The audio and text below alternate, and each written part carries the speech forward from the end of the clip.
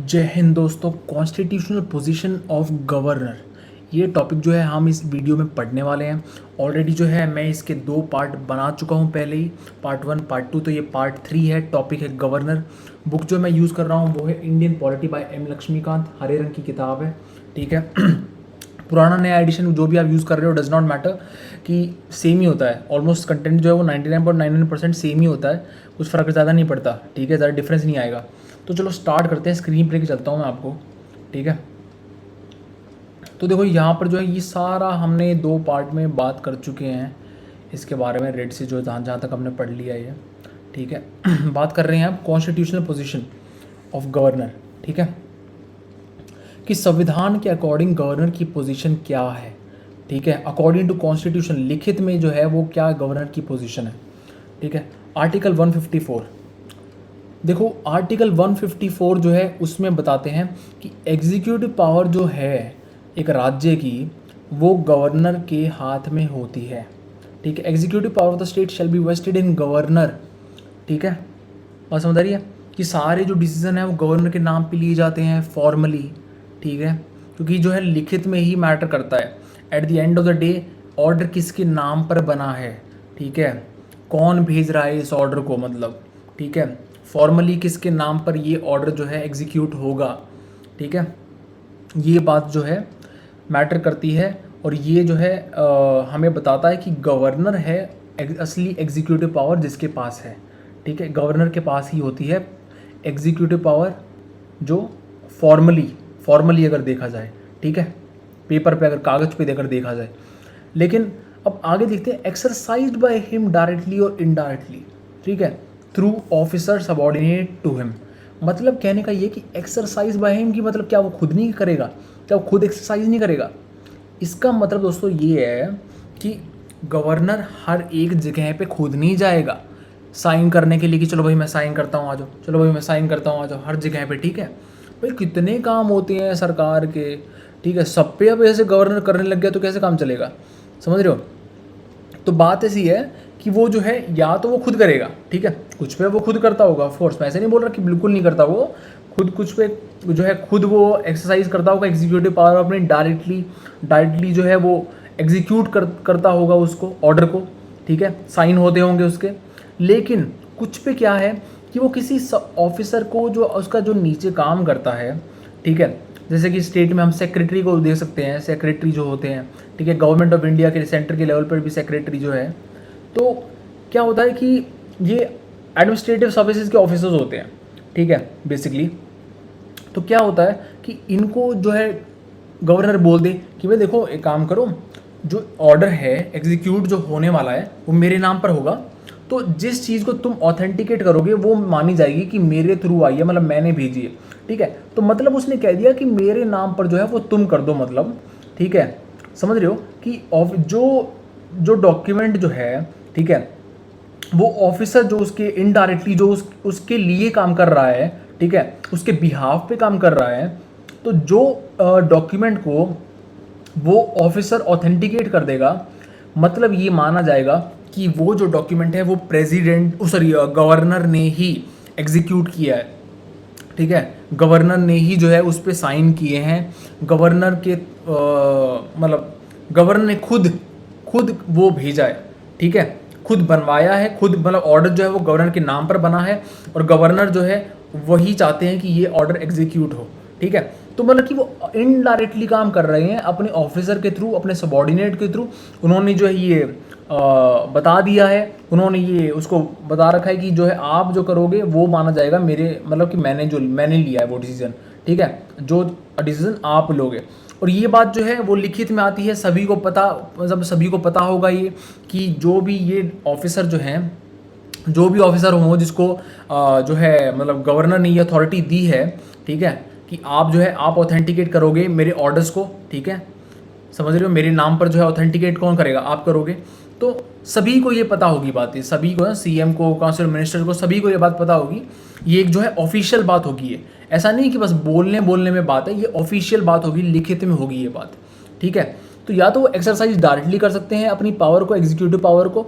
ठीक है, या फिर वो indirectly through officer subordinate to him in accordance with the constitution. लेकिन वो जो ऑफिसर ऑर्डर बनाएगा, वो जो ऑफिसर ऑर्डर में लिखेगा, ठीक है, या फिर जो प्रेसिडेंट जो खुद जिस पे साइन कर रहे होंगे जिस ऑर्डर के ऊपर, तो वो जो ऑर्डर में जो चीज़ लिखी होगी वो वही चीज़ लिखी होगी जो सीएम ने बताई है गवर्नर को कि सर ऐसा ऐसा होना चाहिए, ठीक है सर, हमारी ये एडवाइस है आपको कि आप ऐसा करो, ठीक है। काउंसिल ऑफ मिनिस्टर्स ने एडवाइस दे दी, तो प्रेसिडेंट ने वो ऑर्डर जो है वो बनवा दिया, ठीक है।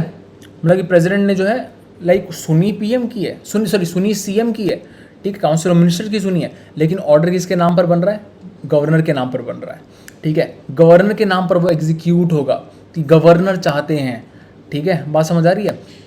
या फिर जो वो ऑफिसर है, ठीक है, वो ऑफिसर जब वो एग्जीक्यूट ऑथेंटिकेट कर रहा है उस ऑर्डर को, कि मतलब ये समझ लो कि आप मतलब वो ऑफिसर, मतलब यूँ समझ लो कि ऑफिसर ने ऑथेंटिकेट कर दिया तो मतलब कि वो गवर्नर की तरफ से आ रहा है। और सबको ये बात पता है कि अगर ऑफिसर ने कर दिया तो कोई यूँ नहीं बोलेगा, कोई इसको चैलेंज नहीं कर सकता कि भाई ये तो आपने किया है ना, ये गवर्नर ने थोड़ी ना किया है, ठीक है, हमें तो गवर्नर का वो चाहिए, गवर्नर की तरफ से चाहिए, तो ऐसा कोई नहीं कह सकता, ठीक है।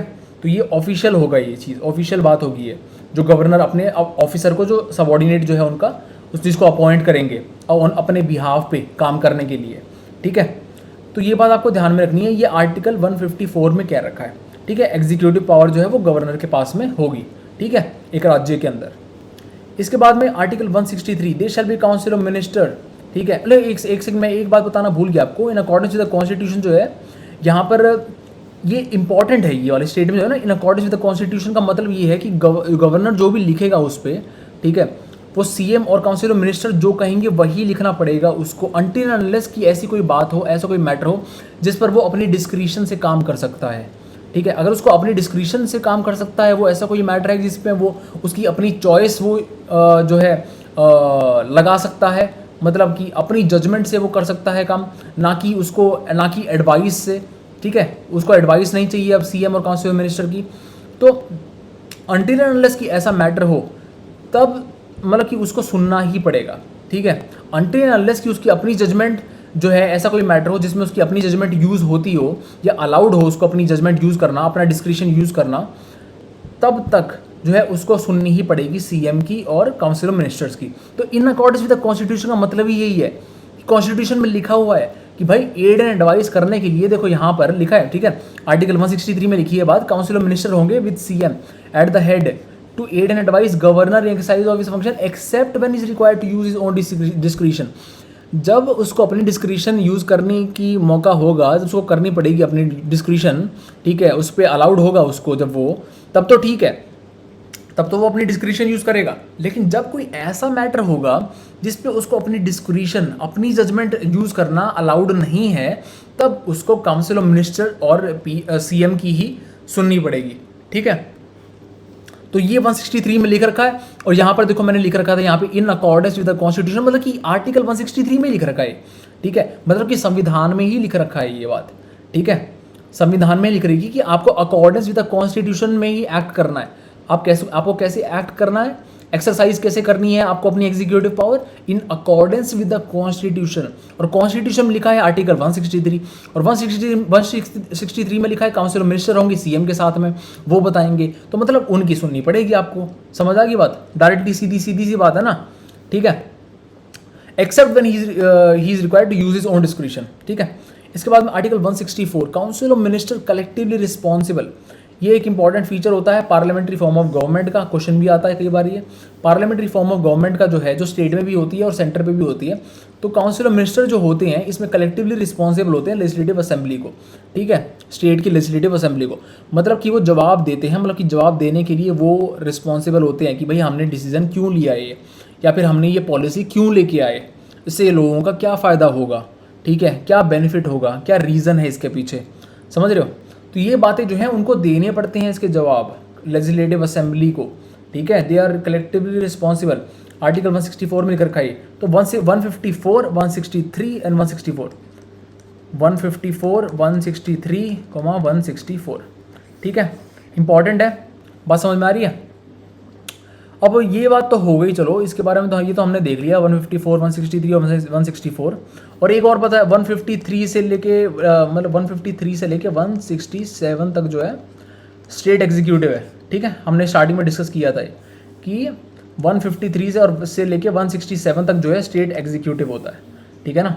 तो ये बात भी आई होप आपको पता होगी, स्टेट एग्जीक्यूटिव, ठीक है, स्टेट एग्जीक्यूटिव 153 से 167 तक। अब differences with respect to president, अब प्रेसिडेंट के रिस्पेक्ट में क्या डिफरेंसेस हैं।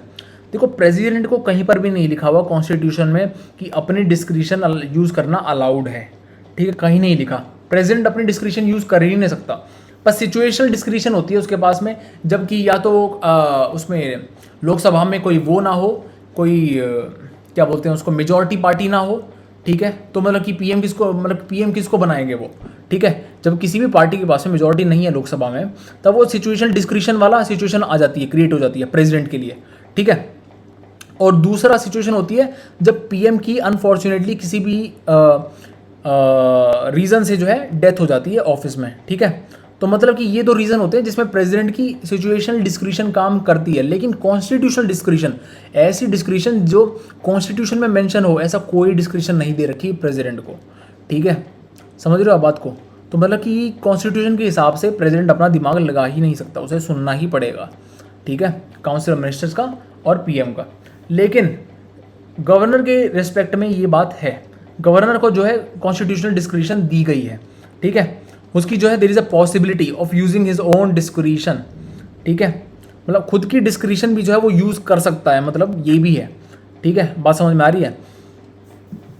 इसके बाद में मिनिस्ट्रल एडवाइस जो है नॉट बाइंडिंग, ठीक है, मिनिस्ट्रल एडवाइस जो है वो बाइंडिंग नहीं होती है। मतलब क्या कि जैसे या काउंसिल ऑफ मिनिस्टर को देखें अगर हम प्रेसिडेंट के केस में, तो प्रेसिडेंट में उनकी एडवाइस बाइंडिंग होती है। ज़्यादा से ज़्यादा प्रेसिडेंट जो है एक बार रिकंसिडरेशन के लिए मैटर को वापस भेज सकता है, ठीक है, काउंसिल ऑफ मिनिस्टर्स के पास में, कि भाई आपने जो मेरे को एडवाइस दी एक बार फिर आप सोच लो, एक बार फिर आप जो है इस बारे में ना बात कर लो। लेकिन लेकिन अगर उसके बाद में वापस भेज दिया काउंसिल ऑफ मिनिस्टर ने वो डिसीजन, तो प्रेसिडेंट को वो डिसीजन लेना ही पड़ेगा, वो मानना ही पड़ेगा, समझ रहे हो बात।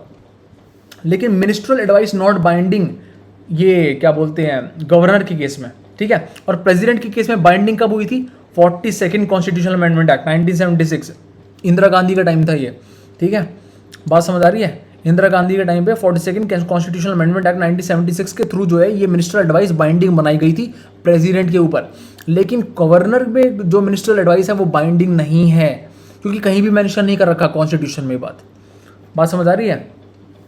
तो अपनी डिस्क्रिशन भी यूज़ कर सकता है गवर्नर, ऐसा भी है कि अपनी डिस्क्रिशन भी यूज़ कर सकता है वो, समझ रहे हो बात। और मिनिस्ट्रल एडवाइस भी उस पर बाइंडिंग नहीं है, ठीक है, दोनों ही चीज़ें हैं जो प्रेसिडेंट से उसकी डिफर करती है।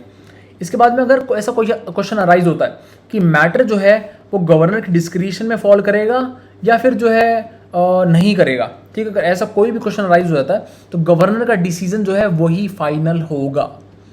बात समझ आ रही है, गवर्नर का डिसीजन ही फाइनल होगा और वो नॉन जस्टिसेबल होगा। कोर्ट में आप यूँ नहीं कह सकते जाके कि सर आपने जो है वो डिस्क्रिशन, आपका डिस्क्रिशन यूज़ नहीं करना चाहिए था, यहाँ पर जो है आपको हमारी सुननी चाहिए थी, ऐसे नहीं कर सकते हो, ठीक है। तो गवर्नर का डिसीजन इस केस में फाइनल होगा जब ऐसा क्वेश्चन आ गया कि गवर्नर की ये मैटर जो है वो गवर्नर की डिस्क्रिशन में फॉल करता है या उसे सुननी पड़ेगी, ठीक है, अपनी मर्जी से काम कर सकता है वो इस मैटर पर, या फिर वो सीएम की और काउंसिल मिनिस्टर की सुनेगा। तो उसमें जो है ना, मतलब ऐसे क्वेश्चन जब अराइज हो जाए तो गवर्नर जो है उसका डिसीजन ही फाइनल होगा, वही जो कहेगा वही जो हो फाइनल होगा और नॉन जस्टिसेबल होगा। मतलब कि कोर्ट में जाकर आप नहीं कह सकते हो ऐसे कि सर आपने ना ये डिसीजन अपने डिस्क्रिप्शन में नहीं लेना चाहिए था, आपने काउंसिल ऑफ मिनिस्टर और सीएम की सुननी चाहिए थी, ऐसा नहीं कह सकते आप, ठीक है। इसके बाद में कॉन्स्टिट्यूशनल डिस्क्रिप्शन जो है गवर्नर को, ठीक है, वो किन किन चीज़ों में है, ठीक है। अब मेंशन कर रखा है ये संविधान में लिख रखा है ये कि उसको कॉन्स्टिट्यूशनल डिस्क्रिप्शन जो है, ठीक है, मतलब अपनी डिस्क्रिप्शन, उसको कॉन्स्टिट्यूशन की तरफ से जो है अपनी डिस्क्रिप्शन यूज़ करना अलाउड है, ठीक है, समझ रहे हो। लेकिन प्रेसिडेंट को अलाउड नहीं है ऐसा कुछ भी, प्रेसिडेंट को कुछ नहीं दे रखा, लेकिन गवर्नर को दे रखा है। तो कॉन्स्टिट्यूशनल डिस्क्रिप्शन जो है वो मेंशन कर रखी है संविधान में कि यहाँ पर जो है गवर्नर अपना दिमाग यूज़ कर सकता है, अपनी जजमेंट यूज़ कर सकता है, ठीक है, अपनी मर्जी जो है वो चला सकता है यहाँ पर, ठीक है। तो बात आए कि जो बिल है वो रिजर्व करना है प्रेसिडेंट के लिए या नहीं करना, तो इस पर जो है गवर्नर अपनी जो है मर्जी कर सकता है कि अगर वो चाहे तो रिजर्व वो बिल जो है प्रेसिडेंट के लिए कर सकता है, ठीक है। दूसरा रिकमेंडेशन कि भाई प्रेसिडेंट रूल लगाना है राज्य में या नहीं लगवाना, ठीक है। तो इस पर भी वो रिकमेंड कर सकता है कि सर मशीनरी ढंग से काम नहीं कर रही स्टेट की, ये लोग जो हैं, ये सीएम और जो काउंसिल ऑफ मिनिस्टर है, ये बात नहीं मान रहे, कॉन्स्टिट्यूशन को वायलेट कर रहे हैं, तो आप प्रेसिडेंट रूल लगा दो, ठीक है। तो ऐसा रिकमेंड करना भी जो है उसकी मर्जी ही है, वो अपनी मर्जी से कर सकता है, ठीक है। मन करे तो कह दे रिकमेंड कर दे, मन करे तो ना करे, ठीक है। उसके बाद में एडमिनिस्ट्रेशन ऑफ एडजॉइनिंग यूटी, ठीक है। अगर कोई ऐसा यूनियन टेरिटरी है जो उसको दिया गया है उसकी स्टेट से लगता हुआ, उसका मतलब चार्ज है उसके पास में, ठीक है, गवर्नर के पास में यूटी का भी चार्ज है, मान लिया एडिशनल चार्ज, तो यूँ समझ लो कि मतलब उस केस में भी, ठीक है, वो अपनी मनमानी जो है, मतलब अपनी डिस्क्रिशन से काम कर सकता है, एडमिनिस्ट्रेशन कर सकता है उस यूनियन टेरिटरी की, ठीक है। उसको काउंसिल ऑफ मिनिस्टर की सुनने की ज़रूरत नहीं है, ठीक है, उसको सीएम की सुनने की ज़रूरत नहीं है यूटी के एडमिनिस्ट्रेशन में, ठीक है। अगर यूटी का चार्ज उसको दे रखा है तो, ठीक है, एडिशनल जो एडजॉइनिंग यूटी है उसका चार्ज अगर दे रखा है तो, ठीक है। Seeking information from CM regarding administrative and legislative matter of the state, मतलब कि कामकाज क्या चल रहा है, एडमिनिस्ट्रेशन कैसी चल रही है राज्य के अंदर में, लेजिस्लेटिव मैटर कि भाई कौन सा लॉ लेके आने वाले हो, कौन सा बिल चल रहा है अभी सदन में, किस पर बातचीत हो रही है, इन सभी बातों के बारे में इंफॉर्मेशन जो है वो सीएम से मांग सकता है, और सीएम को ये इन्फॉर्मेशन देनी ही पड़ेगी गवर्नर को, ठीक है। तो इसमें भी मांग ले तो मांगना चाहे तो मांग ले, ना मांगना चाहे तो ना भी मांगे, उसकी मर्जी है, ठीक है, मतलब कि मर्जी है उसकी। तो ये जो डिस्क्रिशन है ये मेंशन कर रखी है, ये जो चारों जो डिस्क्रिशन है बेसिकली, ठीक है, ये मेंशन कर रखी है उसके अंदर, कॉन्स्टिट्यूशन के अंदर, इसीलिए कॉन्स्टिट्यूशनल डिस्क्रिशन बोलते हैं इसको, ठीक है। अब आता है सिचुएशनल डिस्क्रिशन। सिचुएशनल डिस्क्रिशन होते हैं हिडन डिस्क्रिशन, बेसिकली कॉन्स्टिट्यूशन में ये मेंशन नहीं करी गई, ठीक है, लेकिन ये सिचुएशन जब क्रिएट हो जाती है ना, तो ये अपने आप ही, मतलब कि कॉन्स्टिट्यूशन में मेंशन नहीं कर रखा तो सिचुएशन ऐसी क्रिएट हो गई, तो मतलब कि अब तो मर्जी है, मतलब गवर्नर फिर अपनी मर्जी से करेगा वो काम, ठीक है, उस मैटर पर। तो सिचुएशन डिस्क्रिशन को हिडन डिस्क्रिशन भी कह देते हैं, ठीक है, कि ऐसी डिस्क्रिशन जो हिडन हो, ठीक है, जो कॉन्स्टिट्यूशन में मेंशन ना कर रखी हो, लेकिन अगर ऐसी सिचुएशन आ गई तो फिर गवर्नर अपनी मनमर्जी करेगा। तो appointment of CM when no party has clear majority, same जैसा प्रेसिडेंट में था वैसा ही यहाँ पर है, क्लियर कट मेजॉरिटी नहीं है किसी पार्टी की भी लेजिस्लेटिव असेंबली में, अपॉइंट किसको करना है, सीएम अपनी मर्जी से कर सकता है वो, ठीक है। कन्वेंशन की बात नहीं कर रहा मैं, किसको करता है, हमेशा किसको करते आ रहा है उसकी बात नहीं कर रहे हम बस बात कर रहे हैं कि मर्जी से, अपनी मर्जी कर सकता है नहीं कर सकता, वो अपनी मर्जी से जो है किसी को अपॉइंट कर सकता है सीएम या नहीं कर सकता, कर सकता है, ठीक है, जब कोई किसी भी पार्टी की क्लियर मेजॉरिटी ना हो, ठीक है। या फिर अगर सीएम जो है उसकी अनफॉर्चुनेटली डेथ हो जाए, ठीक है, किसी भी रीज़न से, और कोई ऑब्वियस सक्सेसर ना हो उसका, ठीक है, उसको सक्सीड करने वाला, यानी जो मेजॉरिटी पार्टी है वो किसी भी सक्सेसर को जो है चूज ना करे उसके लीडर एज अ लीडर, कि भाई ये हमारी पार्टी का लीडर है और इसको आप सीएम डिक्लेयर कर दो, तब जो है, तब जो गवर्नर है बेसिकली, तब वो किसी को भी जो है अपना एज अ सीएम जो है वो चूज़ कर सकता है और बोल सकता है कि भाई 1 महीने में आप जो है वोट ऑफ कॉन्फिडेंस जो है अपना मांग लो, वोट ऑफ कॉन्फिडेंस जो है आप दिखा दो हाउस के अंदर कि आप भाई मेजॉरिटी को कमांड कर रहे हो, ठीक है।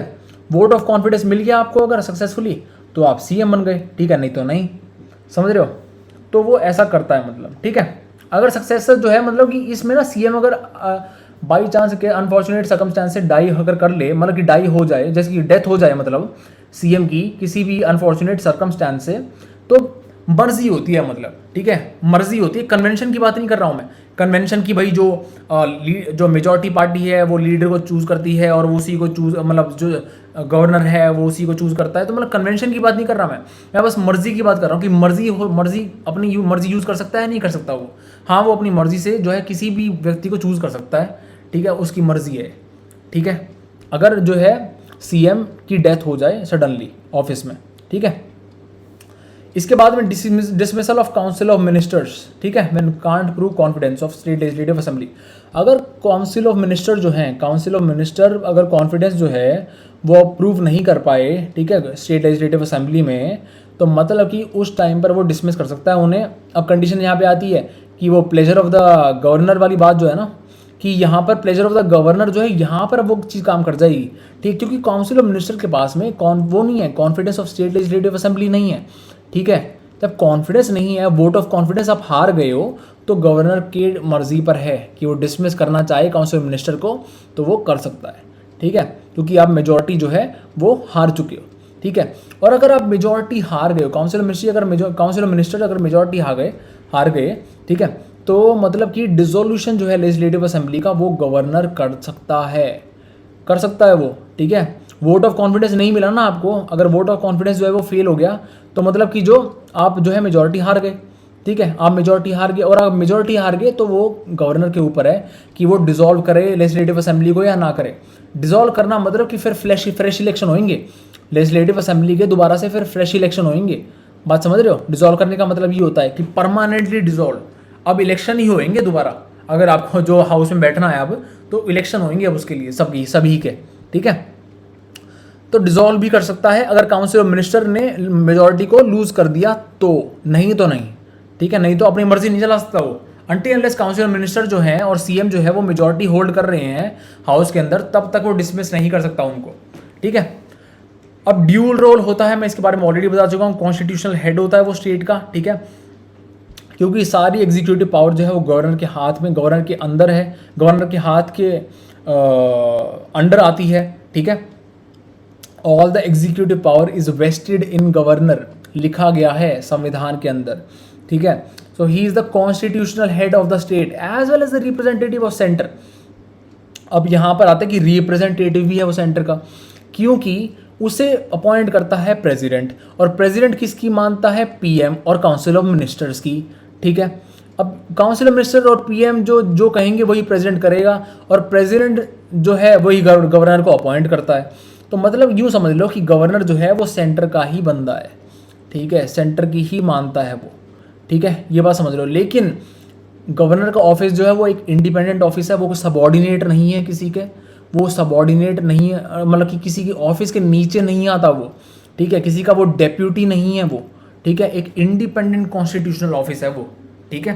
तो आई होप बात समझ में आ गई होगी कि सेंटर का बंदा है वो। आप इसको प्रेसिडेंट का भी रिप्रेजेंटेटिव कह सकते हो, ठीक है, कि प्रेसिडेंट की जो डायरेक्शंस होती हैं उनको वो जो है मतलब मानता है और अप्लाई करता है, ठीक है, यूनियन टेरिटरीज में, ठीक है, या फिर जो ट्राइबल एरियाज हैं वहाँ पर, और एक प्रेसिडेंट की जो डायरेक्शन आती है प्रेसिडेंट से, उसी को जो है वो मानता है और अप्लाई करता है, ठीक है। और सेंटर कहता है प्रेसिडेंट को, तो मतलब कि सेंटर, यूँ बोल लो कि आप सेंटर की सुन रहा है वो, तो सेंटर का बंदा है, या फिर वो प्रेसिडेंट का बंदा है, मतलब कि प्रेसिडेंट की सुनता है, ठीक है।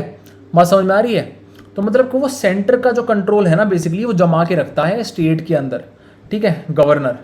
तो आई होप यहाँ पर बात क्लियर होगी होगी। उसके ड्यूल रोल होते हैं गवर्नर के, ठीक है, कोई भी डाउट नहीं होगा, यहाँ पूरा मैं क्लियर कर चुका हूँ।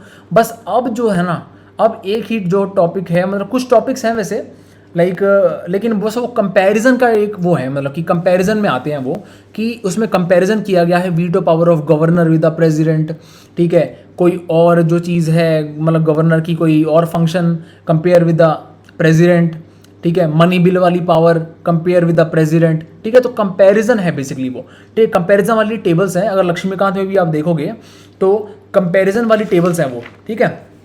जैसे कि अगर मैं यहाँ पे दिखा दूँ, ठीक है, तो comparing veto power with regard to money bills, ठीक है, comparing veto power with regard to money bills, तो ये टेबल है, ठीक है। तो अब ऐसी जो है ना, ऐसी टेबल्स हैं यहाँ पे, ये टेबल्स दे रखी हैं, ठीक है, कंपेयर कर रखा है प्रेसिडेंट को और गवर्नर को, ठीक है। तो इसको जो है ना मैं अगले वीडियो में कवर करूँगा, क्योंकि अब जो आता है वो आ जाता है बात कंपैरिजन की, क्योंकि गवर्नर के बारे में हम सब कुछ कवर कर चुके हैं, ठीक है, जो भी उसके फंक्शन थे, पावर थे, जो भी उसका रोल था, सब कुछ हम ऑलरेडी कवर कर चुके हैं। अब बस बात आती है कंपैरिजन की, ठीक है। अब अगर आपको प्रेसिडेंट की सारी बातें पता हैं और गवर्नर की भी पता है, तो आप अपने आप ही कंपैरिजन कर सकते हो, ठीक है। लेकिन इस बुक में टॉपिक दे रखा है, तो मैं इसीलिए मैं उसके लिए वीडियो भी बना दूंगा, ठीक है। लेकिन इस वीडियो के लिए इतना ही। आई होप सब कुछ समझ आ गया होगा, हमने पूरा जो है सब कुछ कवर कर लिया है। बस टेबल वाला जो टॉपिक्स हैं ये कंपैरिजन वाले प्रेसिडेंट और गवर्नर के, वो हमारे बच गए हैं इस पूरे चैप्टर में, ठीक है, गवर्नर चैप्टर में। तो उसको मैं अगली वीडियो में कवर करूँगा। अगर कोई भी डाउट है, कोई भी मतलब यूँ लगे कि आपको कुछ भी समझ नहीं आया, ठीक है, किसी भी पॉइंट को अगर आप समझ नहीं पाए, ठीक है, तो मुझे कमेंट सेक्शन में लिख के बता देना, मैं वहीं आपकी क्वेरी का आंसर दे दूंगा। 24 घंटे के अंदर अंदर मैं आपको रिप्लाई कर दूंगा, ठीक है। तो मिलेंगे फिर अगली वीडियो में, तब तक के लिए study well, take care, bye bye, जय हिंद।